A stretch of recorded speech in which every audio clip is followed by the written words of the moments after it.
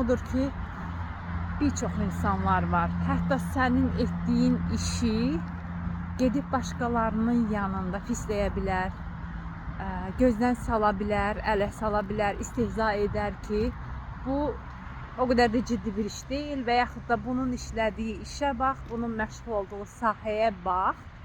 Amma bir müddət sonra görürük ki, o insanlar özü də gedib həmin sahə ilə məşğul olmaya başlayır. Yəni buradakı təzadı görürsüz. Əgər bu sahə o qədər də uğurlu deyilsə, o qədər də maraqlı deyilsə, sən niyə gedib başqalarının yanında gözdən salınan bir sahəni seçmisən? Demək ki, içdən içə sənin orada bir gizli qısqanclığın olub, gizli bir heyranlığın olub, o insanın yerində olmaq istəmirsən. Yəni bunlar hamısı desək ki, yox, bu belə deyil, başqa səbəblər gətirsək də özümüzü aldada bilmərik, şüuraltımızı aldada bilmərik.